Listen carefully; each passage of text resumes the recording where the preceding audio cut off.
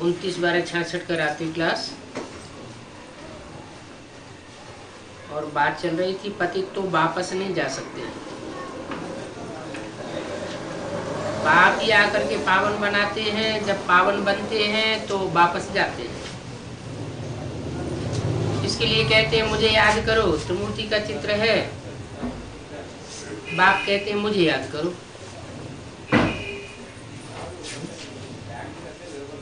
त्रिमूर्ति के चित्र में बाप कहते हैं मुझे याद करो।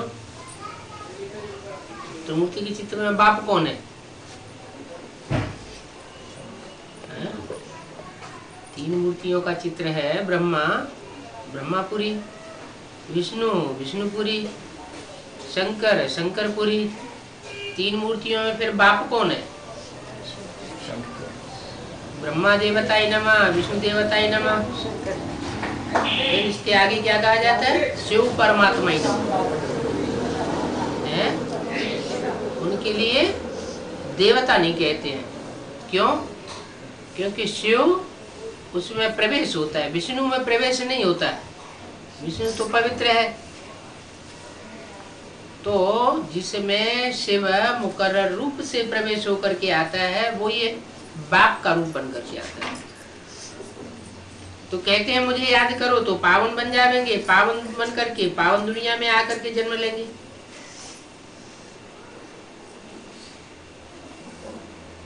तो नोट कर लेना चाहिए। बच्चे कहते भी हैं सहज ते सहज करके समझाओ। बाप तो आते ही है मुश्किल को सहज करने। 63 जन्म कितना ज्ञान का सूत मुझाई दिया, गुरुओं ने मुझाया, बाप आकर के सुलझाते हैं। तो बाप का परिचय देना पड़े। सभी ब्राह्मणों को बाप आकर के जीवन मुक्ति देते हैं।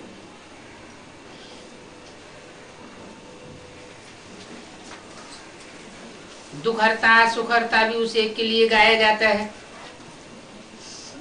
ऐसे ऐसे मीठे बच्चों को रोज समझाने की प्रैक्टिस करनी चाहिए, तो विचार सागर मंथन भी होगा। बाबा तो कल्याण का रास्ता बताते हैं।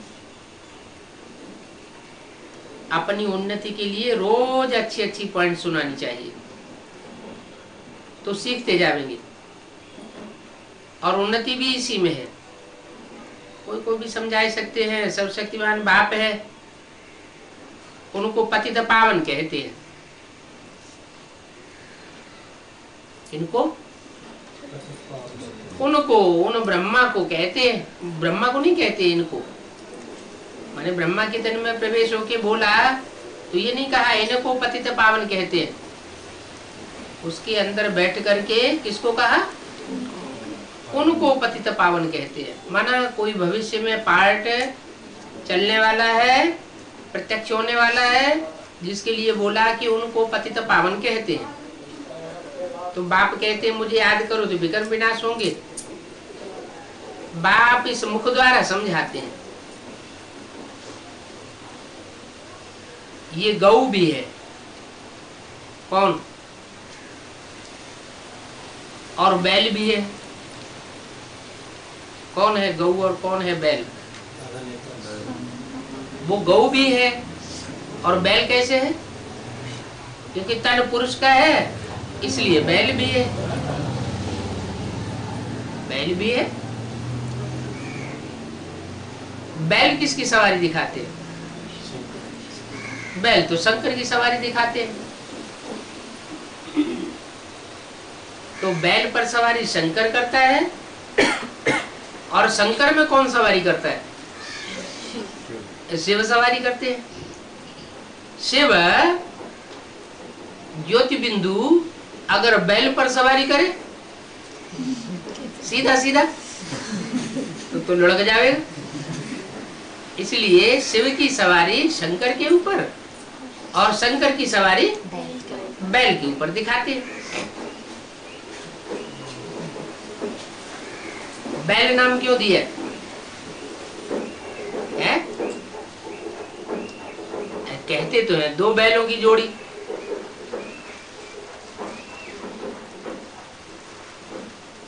जब गवर्नमेंट बनी थी इंडिया की, तो कांग्रेस गवर्नमेंट का चिन्ह था 2 बैलों की जोड़ी। वो तो ऐसे ही बनाए देते हैं, समझते तो है नहीं। ये षष्ठी की भी जब गवर्नमेंट बनती है तो भगवान बाप जिनमें प्रवेश करते हैं वो 2 बैल हैं।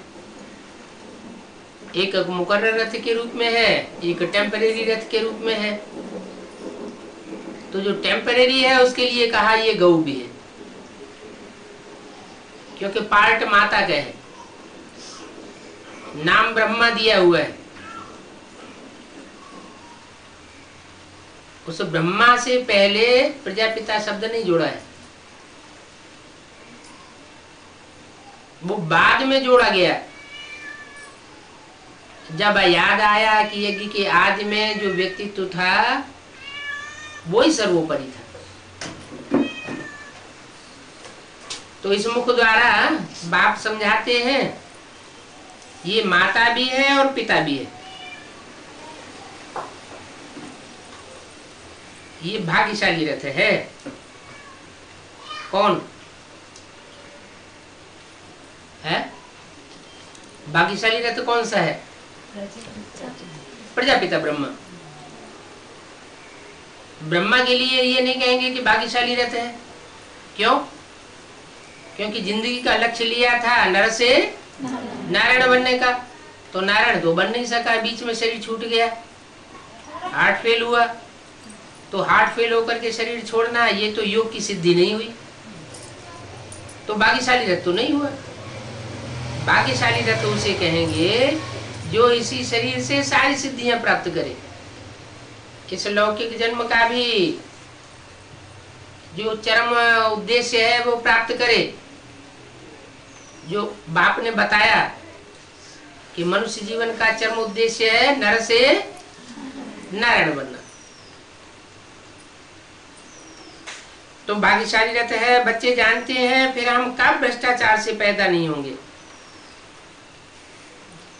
एक बार हम भाग्यशाली बन जाएंगे, भाग्य विधाता बाप आकर के हमको भाग्य का वर्षा दे देगा, तो हम 21 जन्म तक वो भाग्य, श्रेष्ठ भाग्य भोगते रहेंगे।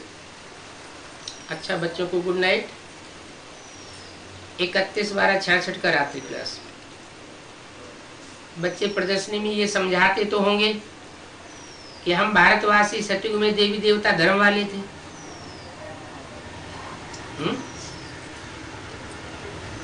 सतयुग में देवी देवता धर्म वाले कौन थे? जो भारतवासी थे, आज से लेकर के अंत तक भारत में बसे थे, दूसरे धर्म में कन्वर्ट होकर के नहीं गए थे, दूसरे देश में नहीं गए थे। तुम तो ज्ञान को जानते हो ना। अभी कलयुग का अंत है, 84 जन्म भी हमने ही लिए हैं, है?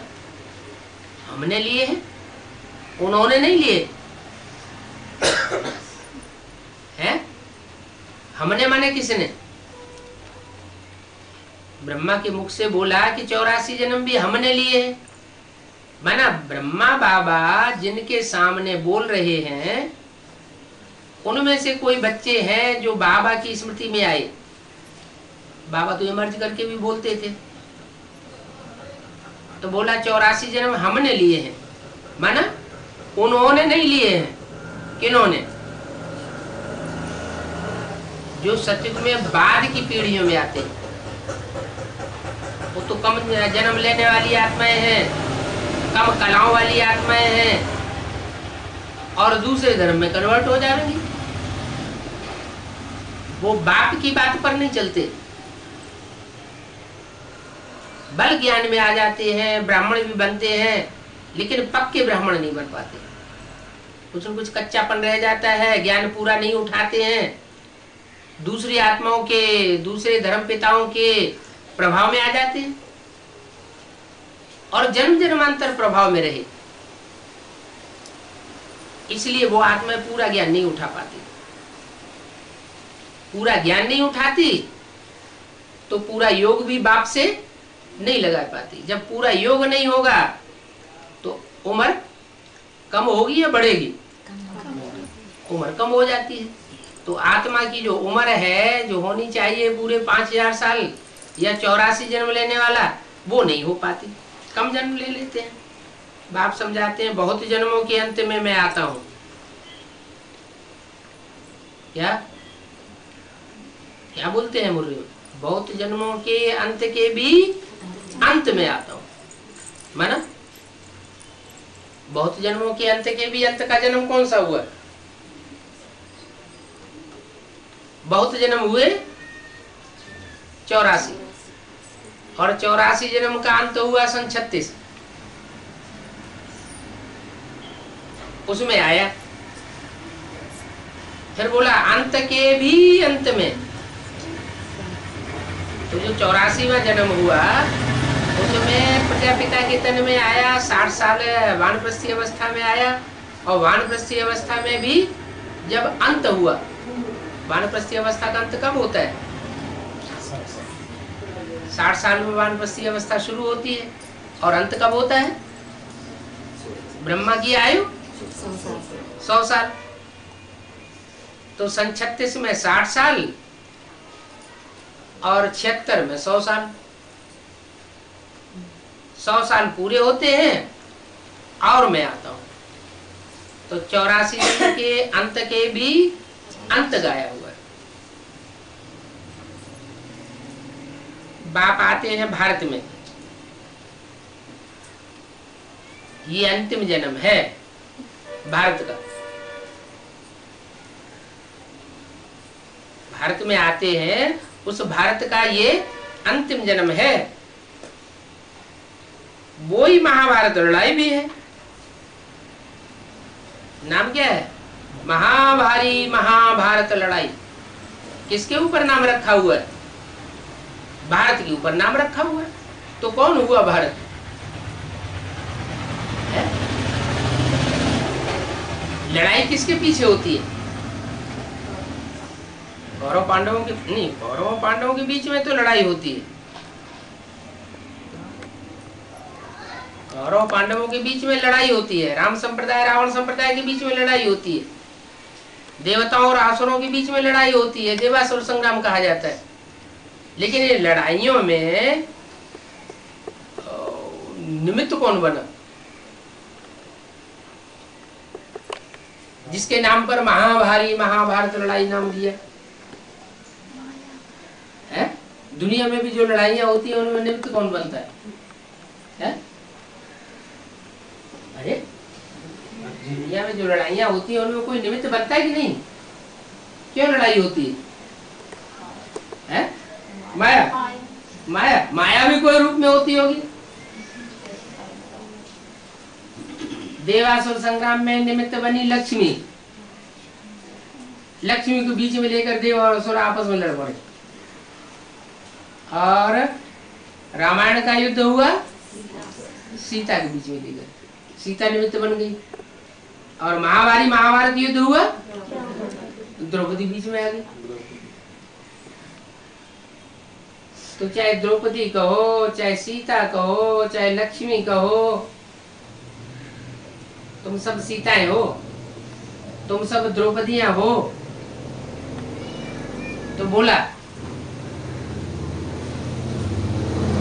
ये भारत माता कहा जाता है, भारत पिता पिता नहीं कहा जाता।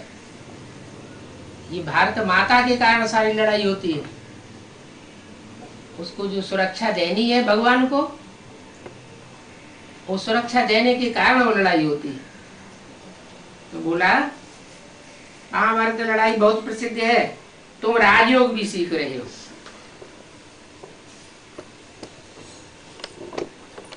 बाप कहते हैं पवित्र बनो और मामेकम याद करो। दो बातें बताते हैं मुख्य। एक पवित्र बनने की बात बताते हैं, तो राजयोग भी अच्छा सिद्ध हो जाएगा। अगर पवित्र नहीं रहेंगे तो राजयोग भी सिद्ध नहीं होगा।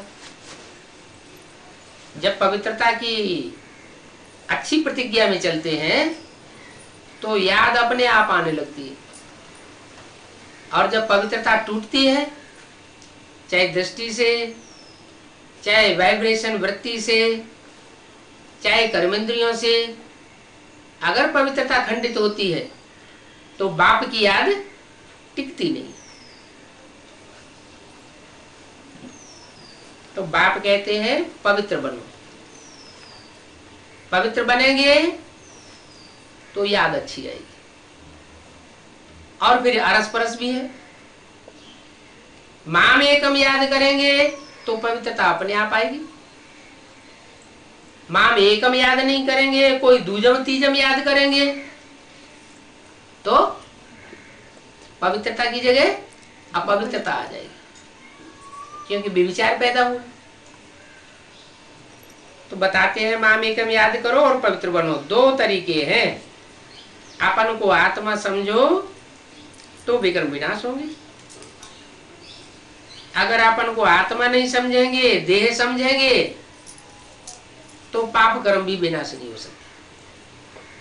आत्म की स्थिति में ये गारंटी है कि आत्म की स्थिति में स्थित होंगे तो बाप की याद अच्छी आवेगी। इसको प्राचीन सहज राजयोग कहा जाता है। परमात्मा ब्रह्मा द्वारा ही ये ज्ञान समझाते हैं, क्या किसी और के द्वारा नहीं समझाते हैं। वो ब्रह्मा, चाहे प्रजापिता ब्रह्मा हो या कोई भी ब्रह्मा हो, जिस धन में भी प्रवेश करते हैं उसका नाम ब्रह्मा रखना पड़े। ब्रह्मा द्वारा राजयोग सिखाते हैं। भारतवासी देवी देवताएं थे, फिर 84 जन्म लेकर के भ्रष्टाचारी बने। क्या जो देवी देवताएं थे 84 जन्म लेने वाले, वो भ्रष्टाचारी कब बने? 82-83 जैसे जन्म लेकर के भ्रष्टाचारी बने या 84 जन्म लेकर के भ्रष्टाचारी बने? 84 जन्म जब लिए तो पूरे भ्रष्टाचारी बन गए। अब सामने विनाश खड़ा हुआ है। पति से पावन तो बनना जरूर है। पावन बनाने वाले बाप कहते हैं अभी मौत सामने खड़ा है। भारत परिस्तान था, अभी कलयुगी भ्रष्टाचारी। नालिश तो बड़ी सहज है, बाप को याद करके पवित्र रहना है। ये पतित दुनिया खलास होनी है। इस अंतिम जन्म में इसलिए विकारी बनना बहुत जरूरी, वो निर्विकारी बनना बहुत जरूरी है। पतित पावन सर्व का सदगति जाता, ज्ञान का सागर एक ही बाप है। बाकी सब मनुष्य गुरु तो भक्ति मार्ग के हैं। ये बातें समझाना बहुत सहज है। उस समय शायद समझते हैं। किस समय? जब महाभारत लड़ाई शुरू हो जाती है, मारकाट शुरू होती है, तो जाग पड़ते हैं। यहां आते हैं तो भी समझते हैं। यहां से बाहर गए और खेल खलास, वहां की वहां रह जाती है। तो बच्चों को समझानी बहुत अच्छी चीज आती है। ज्ञान सागर पति पावन स्वर्ग का रचयिता तो वही है। बादशाही पहले थी, अभी वो बादशाही गंवाई है। अभी फिर बाप कहते हैं मुझे याद करो। देह अभिमान से और ही विकार आते हैं। क्या विकारों के आने का कारण क्या बताया? देहभान आता है तो सब विकार आते हैं। देह समझे तो स्त्री पुरुष का भान आता है। स्त्री पुरुष का भान कब आता है? आत्मा समझने से। आत्मा समझने से नहीं आता। आत्मा तो भाई भाई होते हैं। आत्मा स्त्री चोला भी धारण करती है, पुरुष चोला भी धारण करती है। स्त्री चोला कब धारण करती है? मान लो कोई पुरुष है और सारा जीवन कोई स्त्री को याद करता है, क्योंकि काम विकार मुख्य होता है मनुष्य में। चाहे स्त्री हो चाहे पुरुष हो, काम विकार प्रधान होता है। तो सारा जीवन काम विकार की जो रग लगी रहती है जीवन में, वो अंत समय याद आ जाती है। मानो पुरुष चोला है तो पुरुष चोले को स्त्री याद आ जाएगी, तो अंतमते अगले जन्म में क्या बनेगा? स्त्री बनेगा। और अगर स्त्री चोला है तो अंत समय में पुरुष याद आ जाता है, क्योंकि काम विकार स्त्री में भी होता है। काम, क्रोध, लोभ, मोह, अहंकार, इन 5 विकारों में मुखिया कौन है? मुखिया तो काम विकार है ना। तो इसीलिए गीता में भी कहा है कि हे अर्जुन, तू इस काम को जीत ले। जह्यनम पापमानम, ये महापापी है, इसको जीत ले। अगर इसको जीत लिया तो फिर सब विकारों के ऊपर जीत प्राप्त हो जाएगी। तो ये कहां से आता है? कोई भी विकार आता कहां से है? देह अभिमान से आता है। अपने को देह समझते हैं तो सारे विकार आते हैं। काम विकार उनमें मुख्य है। तो पहले पहले काम विकार को जीतने के लिए प्रयास करना चाहिए। इसके लिए ये नहीं कि हम घरघाट छोड़ करके भाग जाएं। नहीं, अगर भागेंगे तो जीत ही नहीं पाएंगे। जो भी इब्राहिम, बुद्ध, क्राइस्ट, गुरु नानक वगैरह वगैरह जो भी ऐसे ऐसे मनुष्य गुरु हुए, वो सब सन्यासी की कोटि में। वो काम विकार को पूरा जीत नहीं सके, इसलिए सतयुग में आते भी नहीं। अभी बाप कहते हैं कि तुमको तो पूरा ही जीत पानी है, क्योंकि तुमको पढ़ाने वाला बहुत ऊंच से ऊंचा आया हुआ है। ऐसे नहीं कि काम विकार का ही मूल देह अभिमान है, क्रोध का मूल भी देह अभिमान है। कैसे? क्रोध कब आता है? कोई आदमी लुंजुम पुंजुम हो, पतला पतला हो, ताकत नहीं हो शरीर में, फिर वो पहलवान उसके सामने आ जाए, लड़ाई लड़ने लगे, तो उसको गुस्सा आएगा उसके ऊपर? है? तो गुस्सा ही नहीं आएगा, क्योंकि उसको देह है ही नहीं। जिसको देह होगी, पहलवान आदमी होगा, तो वो पहलवानी अपनी कमजोरी के ऊपर दिखाता है। राजा होगा तो रंग के ऊपर पहलवानी दिखाएगा, राजा ही दिखाएगा। तो राजा को बहुत अहंकार आता है। जो ब्राह्मण होगा वो शूद्रों के ऊपर नाराज होगा, है इतना नीचे आदमी हमको छू लिया। ये सब देहवान आता है, क्रोध का देहवान के कारण क्रोध बढ़ता है। ऐसे ही लोभ कब आता है?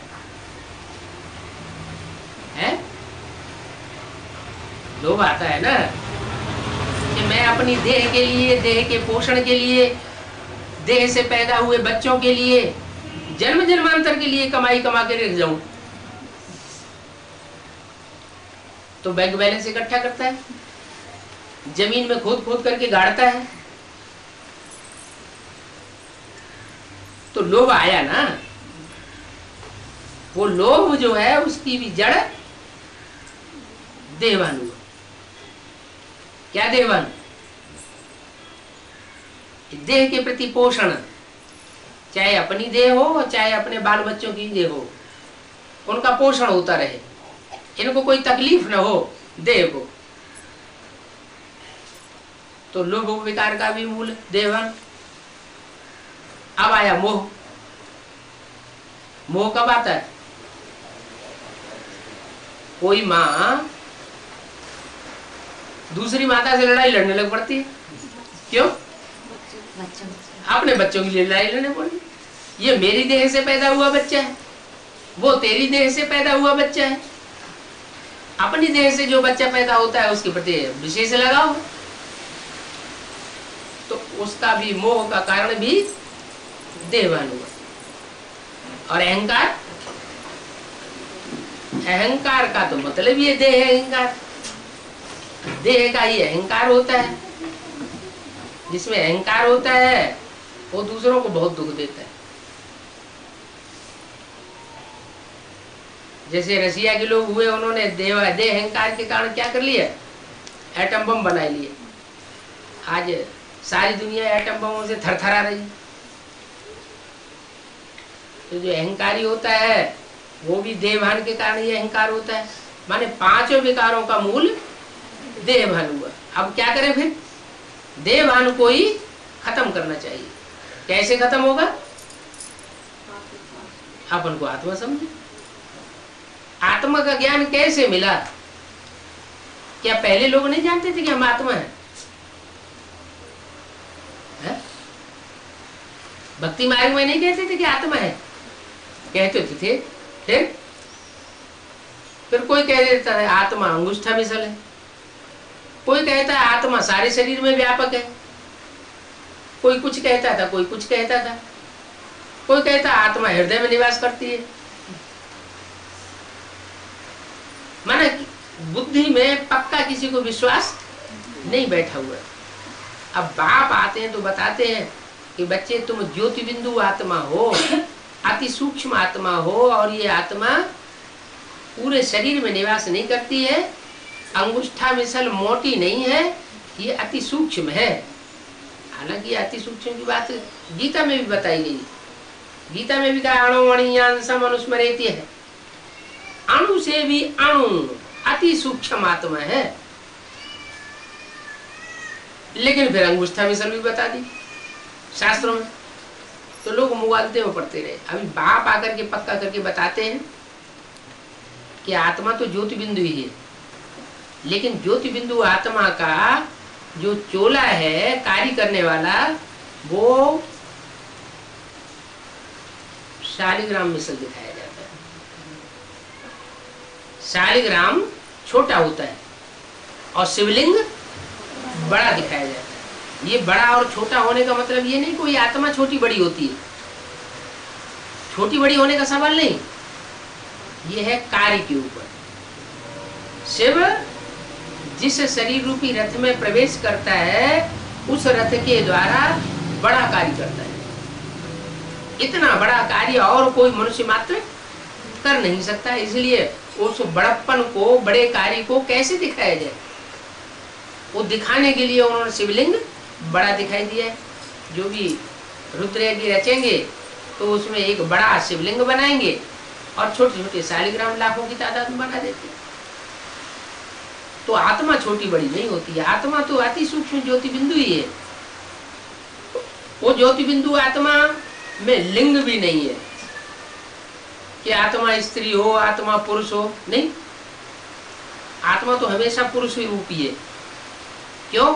क्योंकि आत्मा आधार लेती है किसका? शरीर का आधार लेती है। तो शरीर जैसे उसकी स्त्री हो गई, जैसे सुप्रीम सोल ऊपर से आता है तो वो तो परम पुरुष है, और जिसमें भी प्रवेश करता है, जिस शरीर धर्म में, तो जो भी शरीर में प्रवेश करता है उसका नाम क्या देता है? वो परम पुरुष है।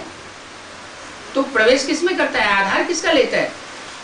जिसका भी आधार लेता है उसका नाम ब्रह्मा। ब्रह्मा माने बड़ी मां, माने वो बड़ा बाप है, और वो जिसका आधार लेता है वो बड़ी मां। इसलिए ब्रह्मा के 4-5 मुख दिखाए जाते हैं। क्या? ब्रह्मा नाम बहुतों के होते हैं, लेकिन उनमें एक होता है प्रजापिता ब्रह्मा, जिसमें पहली बार प्रवेश करके ज्ञान सुनाते हैं, ज्ञान का बीजारोपण करते हैं। तो ज्ञान का बीज बोने वाला वो बाप है। बाप का काम ही होता है बीज बोना, आज में बीज बोना और अंत में बच्चों को वर्षा देना।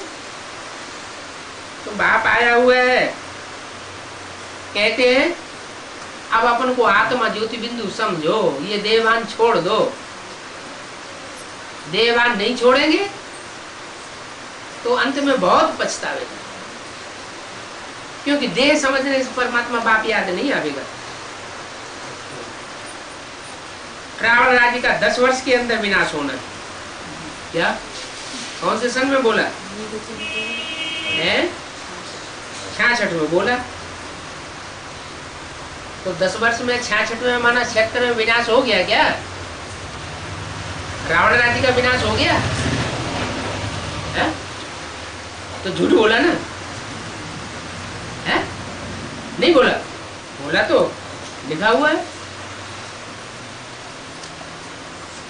ये तो बाबा की कैसेट है, कैसेट में से लिख करके वो लिखा गया है। फिर 10 वर्ष में दुनिया का विनाश होना है, क्यों नहीं हुआ? अरे चाहे विनाश का काम हो और चाहे स्थापना का कार्य हो, पहले सूक्ष्म रूप में शुरू होता है, फिर बड़ा रूप लेता है। क्या? कोई देश को खलास करना हो तो क्या करते हैं? पहले प्लानिंग बनाते हैं कि नहीं बुद्धि में? तो जो बुद्धि में प्लानिंग बनाई गई और प्लानिंग का फिर बड़ा रूप खाका खींचा गया, यहाँ ऐसे करेंगे, वहां ऐसे करेंगे, वहां ऐसे हमला करेंगे, यहाँ ऐसे हमला करेंगे, इस राज्य को खलास कर देंगे। तो राज्य का विनाश करने के लिए भी छोटे से बड़ा रूप धारण किया जाता है। प्लानिंग बनाते हैं बुद्धि में, फिर खाका तैयार करते हैं, फिर उसके बाद स्थूल रूप में हमला करते हैं। तो ऐसे ही बाबा ने ये सूक्ष्म रूप की बात बताई कि सन 76 में ब्राह्मणों की दुनिया में ये विघटन की शुरुआत होगी। कहां से शुरुआत होगी? कौन करेगा विनाश? कोई तो निमित्त होगा। कौन निमित्त होगा? जिस मुकर्रर रथ में प्रवेश करते हैं बाप, वो बाप का रूप जो है वो सब धर्म पिताओं का भी बाप है, मनुष्य मात्र का बाप है। उसमें प्रवेश करके वो ये प्लानिंग तैयार करते हैं। जो प्लानिंग है उस प्लानिंग के आधार पर बुद्धि में पहले ये निश्चित करना होता है कि अब हम मर्जीवा जीवन जिएंगे। उसके लिए कहा जाता है आप मुए मर गई दुनिया। खुद अगर इस दुनिया से मोह ममत्व माया त्याग दें तो जैसे कि सारी दुनिया खलास हो जाएगी। तो एक ने कदम आगे बढ़ाया दृढ़ता पूर्वक, तो उस एक के लिए ये गायन हुआ कि 10 वर्ष के अंदर पुरानी दुनिया उसकी खलास और नए संगठन ब्राह्मणों का तैयार करता है। ब्राह्मणों का नया संगठन तैयार होना माने नई दुनिया शुरुआत, और पुरानी दुनिया को बुद्धि में से निकाल दिया। जैसे कृष्ण के लिए दिखाते हैं, क्या दिखाते हैं? कृष्ण हाथ में नई दुनिया लेकर के आ रहा है और पांव से पुरानी दुनिया को लात मार रहा है। तो ये बुद्ध रूपी लात है, बुद्ध रूपी पांव है, जिससे इस पुरानी दुनिया को ठुकराना और नई दुनिया को बुद्ध रूपी हथेली में धारण करना, प्लानिंग बनाना उसके लिए। तो वो इशारा दिया। वास्तव में ये कोई ऐसी स्थूल बात नहीं है कि सन 76 में सारी दुनिया का विनाश हो जाएगा। दुनिया तो बहुत बड़ी है, इतनी बड़ी दुनिया का पलक झपकते थोड़ी विनाश हो सकता है। विनाश होने के लिए तो बड़ा लंबा समय चाहिए। तो ये ज्ञान की बात है, ज्ञान से ही सदगति होती है। अगर इस बात का ज्ञान नहीं है कि बाबा ने किस कारण ये बोला 10 वर्ष के अंदर पुरानी दुनिया का विनाश हो जाएगा, तो बुद्धि में बात बैठती नहीं है, काम कर ही नहीं सकता। जिसकी बुद्धि में बात बैठेगी वही कार्य पूरा कर पाएगा। तो एक के द्वारा फिर अनेकों की बुद्धि में ये बात बैठाई जाती है कि सन 76 में कैसे नया संगठन तैयार होता है और पुराना ब्राह्मणों का संगठन खलास होता है। पहले तो दुनिया छोटी ही होगी, बाद में बढ़ते बढ़ते बड़ी हो जाती है। तो ऐसे ही एडवांस ब्राह्मणों की दुनिया भी सन 76 में बहुत छोटी थी और बढ़ते बढ़ते अभी सारे भारत में एडवांस नॉलेज फैल गई। नई दुनिया बढ़ती जा रही है और पुरानी दुनिया का विघटन बड़ी तेजी से होता जा रहा है। ये ज्ञान से सदगति होती है। ज्ञान आता है बुद्धि में। बुद्धि की बात है समझने की कि कैसे पुरानी दुनिया का विनाश और कैसे नई दुनिया की स्थापना कराते हैं। गाते भी हैं, फिर कहते हैं गंगा के पानी में स्नान करने से पावन बनेंगे।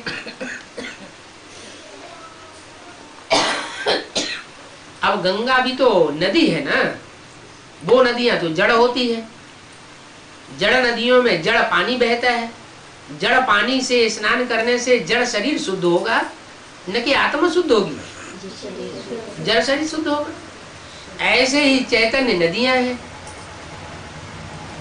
चैतन्य नदियां, दीदी दादियां, अगर उनके ज्ञान जल में स्नान करेंगे, दीदी दादियां जो ज्ञान सुनाती हैं, उनके उस ज्ञान जल में अगर स्नान करेंगे तो क्या कोई पावन बनेंगे?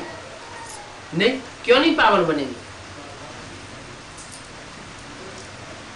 क्योंकि वो जो भी ज्ञान सुनाती है उसमें नई बात कोई भी नहीं सुनाती, सार की बातें नहीं सुनाती, विस्तार की बातें सुनाती चली जाती। तो जो विस्तार है उसमें सार नहीं होता, और जहां सार नहीं है वहां प्राप्ति नहीं होती। सार कब निकलता है? मक्खन कब निकलता है? अमृत कब निकलता है? जब मंथन होता है। तो ब्रह्मा बाबा के द्वारा जो कुछ भी बोला गया, बस उसी बातों को वो रिपीट करती है, नई बात तो कोई सुनाती नहीं। बाप तो आकर के बाप के रूप में जब ज्ञान सुनाते हैं तो सारी नई नई बातें सुनाते हैं। भले ब्रह्मा बाबा की सोल मुरली हाथ में लेकर के पढ़ती है, कोई के तन में प्रवेश करके, लेकिन मुरली पढ़ने वाली आत्मा दूसरी और उसका क्लैरिफिकेशन देने वाली आत्मा दूसरी होती है। कौन है क्लैरिफिकेशन देने वाली? टीचर का रूप कौन बनता है? बाप बाप बनकर के भी आता है, टीचर बनकर के भी आता है, और सदगुरु बनकर के भी आता है। बाप बनकर के यज्ञ के आदि में आया था, जिसके मुख से गीता ज्ञान की शुरुआत हुई, ज्ञान का बीज आरोपण किया। फिर माता के रूप में पाठ चलता है, माता बच्चों को जन्म देती है, पालना करती है। उसके बाद जब बच्चे बड़े होते हैं तो बाप वर्षों बच्चों को वर्षा देता है। तो पहले वर्षा देता है गति सदगति। काहे की गति सदगति करता है? बुद्धि की। मन बुद्धि रूपी जो आत्मा है वो आत्मा की गति होती है। आत्मा जो है विकारों को भोगते भोगते जामड़ी बन जाती है, उसमें मनन चिंतन मंथन चलता नहीं, और चलता भी है तो दूषित चलता है। ऐसा मनन चिंतन मंथन चलता है जिससे दुनिया और ज्यादा दुखी हो जाए। एटम बम बनाए लेते हैं, खुद भी उसमें स्वाहा होने वाले हैं और सारी दुनिया को भी स्वाहा कर देते हैं। तो ऐसी बुद्धि तो किसी काम की नहीं। तो बाप आकर के पावन बुद्धि बनाते हैं। पावन बुद्धि बनाना माना बुद्धि की सदगति करना। बुद्धि की जब सदगति होती है तो मनन चिंतन मंथन जो अच्छा चलेगा, उस अच्छे मनन चिंतन के आधार पर आत्मा अपने अनेक जन्मों को पहचान कर सकती है। ये हुआ ज्ञान। ज्ञान माना जानकारी। जानकारी पहले अपनी करनी चाहिए या दूसरों की करनी चाहिए? पहले अपनी जानकारी करनी चाहिए। तो बाप आकर के ऐसा बुद्धि का वरदान देते हैं, ऐसी बुद्धि सात्विक बनाते हैं जिससे कि आत्मा मनन चिंतन मंथनशील बने। शुरुआत कहां से होती है? किसके द्वारा होती है? सन 76 में जिस तन में मुकर्रर रूप से बाप आकर के प्रत्यक्ष होते हैं, उसके द्वारा मनन चिंतन मंथन की शुरुआत करते हैं। ऐसे तो दिखाया गया कि सागर मंथन हुआ। सागर मंथन किसने किसने किया? एक ने किया या अनेकों ने किया? हैं? एक ने किया। सागर मंथन एक ने किया या अनेकों ने किया? अनेकों ने किया। उसमें देवता भी शामिल थे और असुर भी शामिल थे। देवताएं वो भी सागर मंथन में मिक्स हुए, वो क्या नाम, जुड़ गए, और असुर भी जुड़ गए। अंतर क्या पड़ा दोनों में? दोनों के सागर मंथन में क्या अंतर हुआ है? हाँ, जो असुर थे उन्होंने मुख पकड़ा कि बाबा ने ऐसे क्यों बोला, बाबा ने ऐसे क्यों बोला, वैसे क्यों बोला, ये बात ठीक नहीं, वो बात ठीक नहीं। ये मुख पकड़ने का काम असुर करते हैं। अरे भगवान तो जो कुछ बोलेगा वो सच्चाई बोलेगा, झूठ थोड़ा ही बोलेगा। भगवान की बोली हुई बातें तो पत्थर की लकीर होनी चाहिए। तो असुर मुख पकड़ते हैं और देवताएं पूंछ पकड़ते। पूंछ पकड़ने का मतलब है पीछे पीछे चलते हैं, फॉलो करते हैं। भगवान जैसे भी चलाएगा चलेंगे, उसमें अपनी बुद्धि नहीं लगाएंगे। रावण को 10 सिर दिखाए जाते हैं और विष्णु को भुजाएं दिखाई जाती है। क्या मतलब हुआ? विष्णु है देवता और रावण है असुर। रावण क्या करता है? वो अनेक मते हैं, मते दे देता है। इस मुरली का ये अर्थ हुआ, इस मुरली का ये अर्थ हुआ, इस मुरली का ये अर्थ हुआ। अपने अपने अर्थ कर दिए, जैसे शास्त्रों के अपने अपने अर्थ कर दिए। अरे भगवान बाप कहते हैं मैं खुद ही टीचर बन करके आता हूँ, तुमको अपना अर्थ लगाने की क्या दरकार है? मैं खुद ही टीचर बन करके एक एक बात का क्लैरिफिकेशन देता हूँ, हिज्जे हिज्जे करके समझाता हूँ। तो मेरी समझानी सच्चाई होगी, सच्ची होगी, या तुम जो अपनी मनमत पर विकारी बुद्धि के आधार पर समझानी देते हो वो अच्छी सच्ची होगी। तो बाप आकर के टीचर भी बनते हैं। टीचर बन करके जो पढ़ाई हुई गीता है, गीता का गीत है, उस गीता का अर्थ बैठ करके समझाते हैं। तो जो समझाते हैं वो समझने वालों में नंबरवार निकलते हैं। जो अच्छी तरह समझते हैं और दूसरों को समझाते हैं वो बनते हैं देवता। जो खुद अच्छी तरह समझते भी नहीं और दूसरों को समझाते भी नहीं, वो देव पद प्राप्त नहीं करते। तो गंगा के पानी में स्नान करने से कोई पवित्र बुद्धि वाला नहीं बन सकता। क्या वो दीदी दादी दादाएं क्या है? वो भी तो ज्ञान गंगाएं हैं। बताया उन ज्ञान गंगाओं में जो बैठ करके स्नान करते हैं लाखों की तादाद में, बड़े बड़े प्रोग्राम बनाते हैं, मेगा प्रोग्राम। तो मेगा प्रोग्राम में कितने लोग इकट्ठे हो जाते हैं? लाखों की तादाद में इकट्ठे होते हैं। वहां जो भाषणबाजी होती है नदियों की, चैतन्य नदियों की, उस नदियों में वो स्नान करने से कोई पावन नहीं बन सकता। क्यों नहीं बन सकता? वो तो एक तरह का मेला हो गया। मेले में मैले हो सकते हैं, आत्मा अपवित्र बन सकती है, लेकिन पवित्र नहीं बन सकती। पवित्र कब बनेगी? जब आत्मा और परमात्मा का मेला हो। एक तरफ आत्माएं भी हो और दूसरी तरफ परमात्मा भी साक्षात हो, प्रैक्टिकल में हो। नहीं तो नदियों के मेले से कभी भी दुनिया का उद्धार हो। ये तो मेले तो लगते ही चले आए। पहले भी स्थूल नदियों के मेले लगते थे, अभी चैतन्य नदियों के मेले ब्राह्मणों की दुनिया में लगते हैं। है यहाँ की यादगार। भक्ति मार्ग में जो मेले लगते हैं वो कहाँ की यादगार?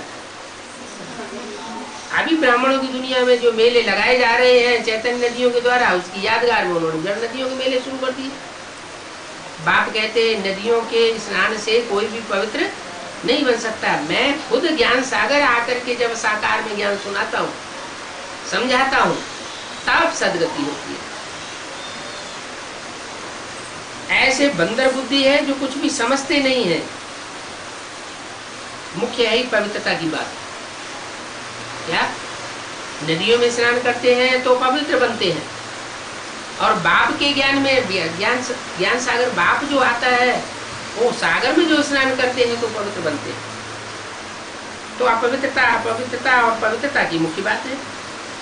जो पवित्र नहीं बनते उनको फिर हम तो अलाउ नहीं करते।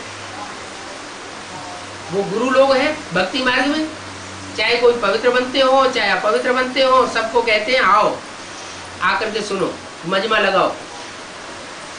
तुम पवित्र बनो या न बनो हमें इससे कोई मतलब नहीं, हमको पैसे देते जाओ।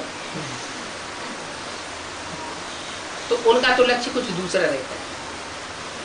जो बड़े बड़े रईस आदमी होंगे उनको नजदीक नजदीक बैठाएंगे, बड़ी बड़ी कुर्सियां दे देंगे, उनमें बैठते हैं, मंच पे आकर बैठते हैं। और जो गरीब आदमी है वो दूर दूर, उनको नहीं। बाप कहते हैं मैं तो गरीब निवाज हूं, मैं कोई साहूकारों को प्रेफरेंस नहीं देता हूं। एडवांस नॉलेज शुरू होती है तो उसमें गरीब इकट्ठे होते हैं या साहूकार इकट्ठे होते हैं? गरीब इकट्ठे होते। यज्ञ के आदि में जो ज्ञान आकर के दिया दादा लेखराज के तन में, उस समय साहूकार इकट्ठे हुए थे कि गरीब इकट्ठे हुए थे? साहूकार इकट्ठे हुए। आया भी था साहूकार के तन में, तो मैं साहूकार निवास नहीं हूं। साहूकारों से मैं अपना काम निकालता हूं। क्या काम निकाल लेते हैं, बाकी जाओ तो हमारे काम के नहीं है। हमारे काम तो गरीब बच्चे हैं, क्योंकि भगवान गरीब निवास गया। गरीबों को कोई दुनिया में नहीं पूछता। आज सारी दुनिया में जो होड़ लगी है उसमें कोई गरीबों की तरफ ध्यान दे रहा है? गरीब गरीब होते जा रहे हैं और जो साहूकार है वो साहूकार होते जा रहे हैं। कोई भी ताकत नहीं जो गरीबों की गरीबी दूर करे। बजाय गरीबी दूर करने के गरीबों को ही खलास कर देते हैं। बाप कहते हैं कि मैं गरीबों को ऊंचा उठाने के लिए आया, जन्म जन्मांतर के लिए मैं साहूकार बनाने के लिए आया, और गरीब ही इस ज्ञान को उठावेंगे। जो सुखी होंगे, साहूकार होंगे, जिनके पास सब कुछ मौजूद है, उन्हें भगवान की क्या दरकार? सुख में सिमरन करता है या दुख में सिमरन करता है? दुख में कोई सिमरन करता है। तो मैं दुखी बच्चों के पास आकर के उनको सुखी बनाता हूं, लेकिन उनमें भी जो पवित्र बनते हैं उनको अलाउ करता हूं। जो पवित्र नहीं बनते हैं उनको सभा में आने के लिए अलाउ नहीं करता हूं। क्यों? है? पवित्रता तो सबसे बड़ा धन है? साहूकारों को अलाउ वो गुरु लोग करते हैं, वो तो विनाशी धन वाले साहूकार हैं। और बाबा किसको अलाउ करते हैं? जो पवित्र रहने के लिए प्रतिज्ञा करते हैं उनको अलाउ करते हैं।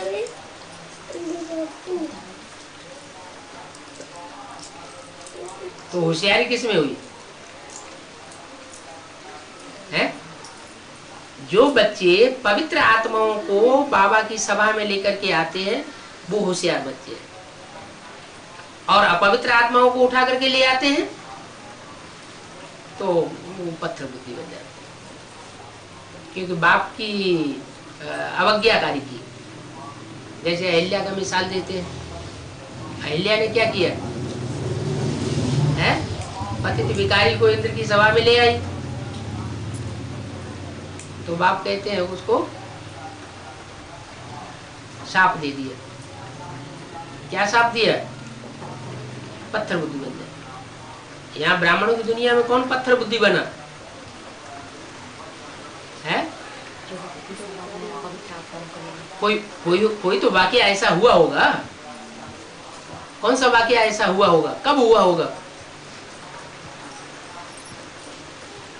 यज्ञ में कोई ब्राह्मणी थी, उस ब्राह्मणी को ईश्वरीय सेवा के लिए बाहर भेजा गया कि सेवा करके आओ।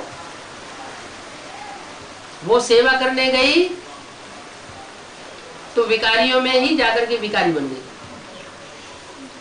जानती थी ये विकारी मनुष्य है, अब क्योंकि उस मनुष्य से उसका लगाव लग गया, तो लगाव लग जाने के कारण उसको उठा करके ले आई कि हम सेवा करके लिए जा रहे हैं। बताना नहीं बाबा को। तो बाबा की सभा में आकर के बैठ गई। अब बाबा तो जानते हैं, बाबा की नजर से थोड़ी छुपेगा। तो अभिशाप लग गया। क्या? जा पत्थर बुद्धि बन जा, तेरी बुद्धि में ईश्वरीय ज्ञान बैठ नहीं सकता। एडवांस नॉलेज बुद्धि में नहीं बैठ सकती। अब सारा ब्राह्मण परिवार उनका मुंह देख रहा है। किसका? अहिल्या बुद्धि का, कि ये माने तो हम माने। वो मानने वाली नहीं, क्योंकि पत्थर बुद्धि है। तो कितना बड़ा कल्याण हो जाता है। अभी बाप कहते हैं मैं तुमको पत्थर बुद्धि से भी पारस बुद्धि बनाने के लिए आता हूं। अहिल्याओं, कुब्जाओं, गणिकाओं, उनका भी उद्धार किसके द्वारा होता है? एक बाप के द्वारा। वो आकर क्या कल्याण करती है और बाप आकर कल्याण करते हैं। तो बाप अपवित्र को सभा में अलाउ नहीं करते हैं। अगर अलाउ करें तो क्या नुकसान हो जाएगा? अलाउ करें तो जो अपवित्र आत्माएं आवेंगी वो अपवित्र आत्माएं वाइब्रेशन खराब करती रहेंगी, उनकी दृष्टि ठीक होगी नहीं। वो पवित्र भी लोगों के बीच में आकर के भी उनमें अपवित्र दृष्टि मारेंगे, अपवित्र वाइब्रेशन फैलावेंगे। तो बाबा का जो ज्ञान है वो ज्ञान जिस तरीके से फैलना चाहिए, जिस तरीके से उठाना चाहिए, वो उठा नहीं सकेंगे बच्चे। पवित्र यहाँ रह सकते हैं क्या? इसलिए प्रतिज्ञा पत्र लिखाते हैं। प्रतिज्ञा पत्र लिखो, हम जीवन भर पवित्र बनकर के बाबा के पास रहेंगे, अपवित्र बुद्धि नहीं बनेंगे। तो बोलते हैं कि पवित्र रह सकते हो तो आओ। पतित यहाँ सभा में आकर के बैठ न सके। बाबा को कब ख्याल आता है बड़ी सभा में जाकर के भाषण करें।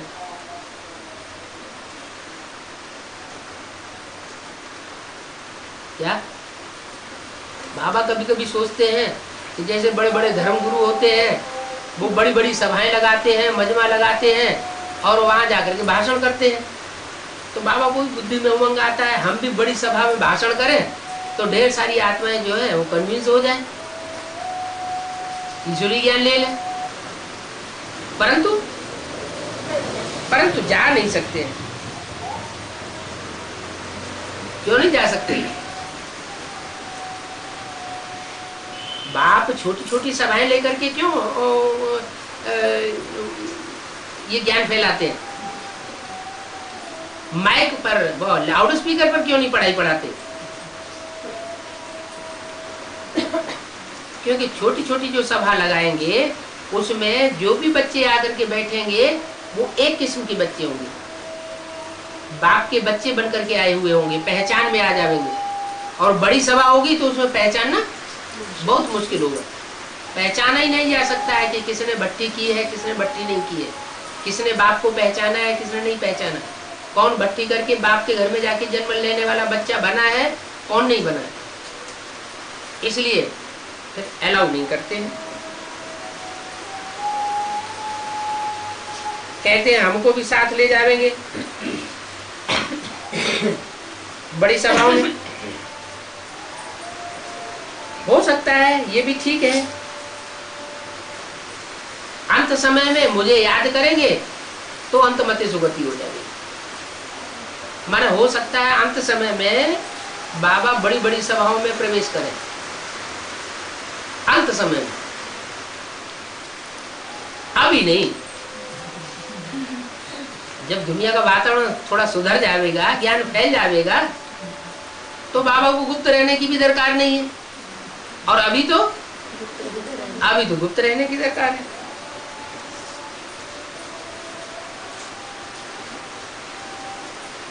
तो मैं समझता हूं सभा देख करके शायद धक्का पड़ जाता है। गाते भी है मुझे निर्गुण हारे में कोई गुण नहीं, निर्गुण संस्था भी होती है।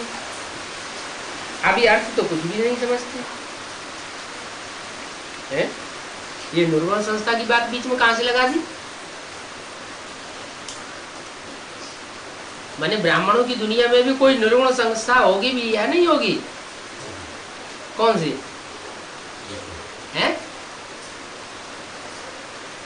एक सगुण संस्था, एक निर्गुण संस्था, एक सगुण उपासी, एक निर्गुण उपासी। तो निर्गुण संस्था किसकी तरफ इशारा किया है? बेसिक वाले निर्गुण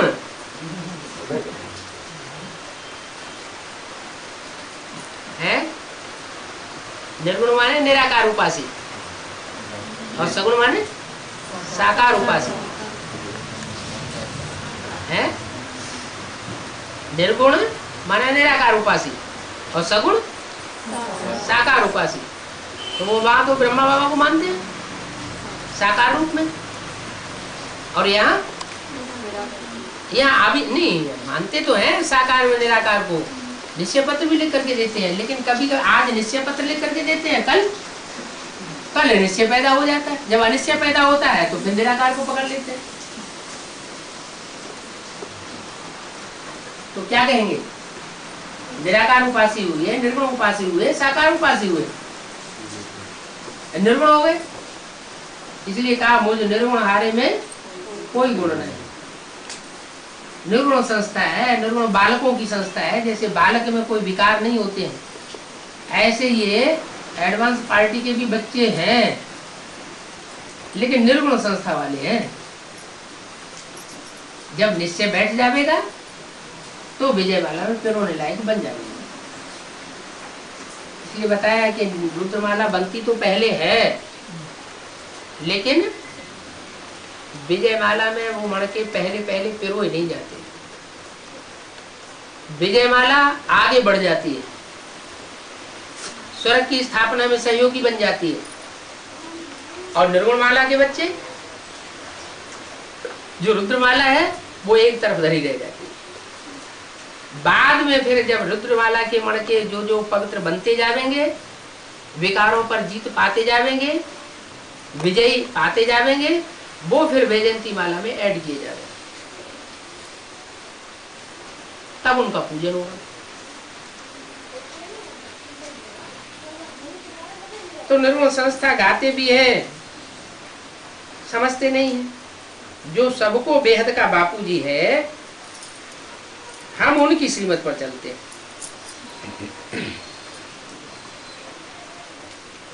हम हद के बापूजी की श्रीमत पर नहीं चलते।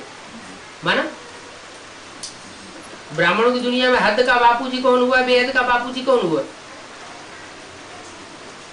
हद का बापूजी ब्रह्मा बाबा। जैसे वो बापूजी कहते थे हम राम राज्य लावेंगे, तो राम राज्य ला सके? राम राज्य आया कि और ही रावण राज्य आ गया?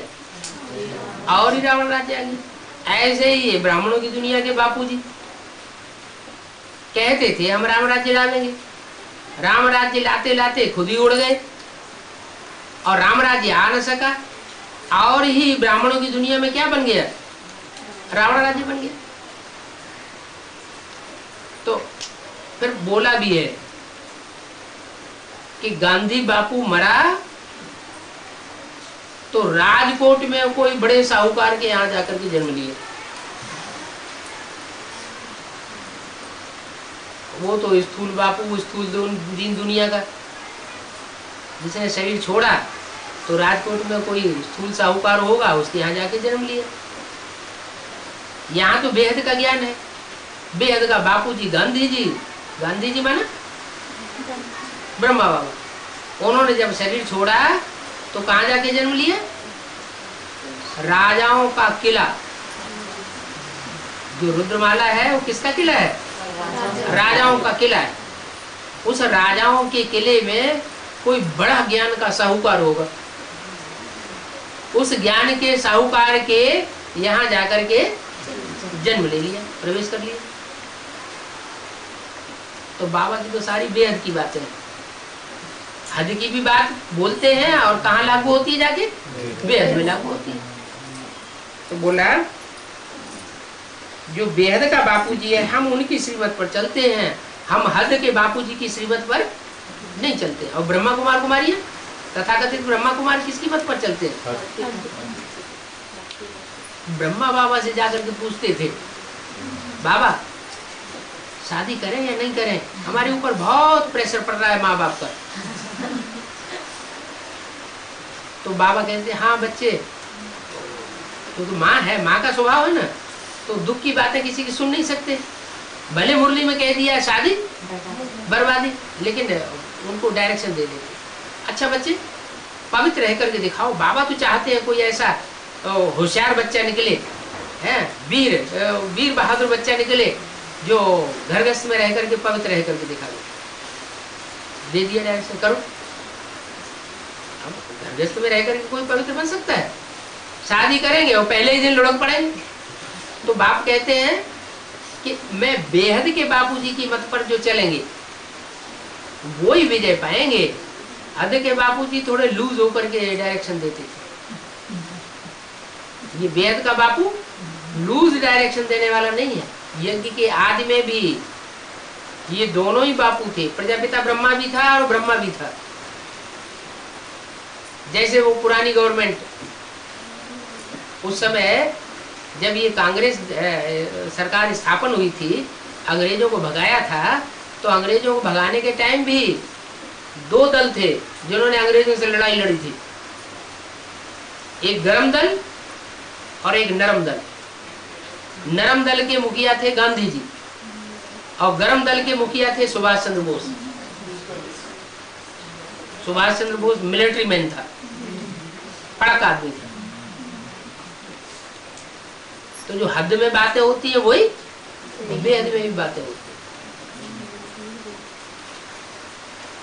हर बात को हद में और बेहद में टैली करना पड़ता है। ओम शांति।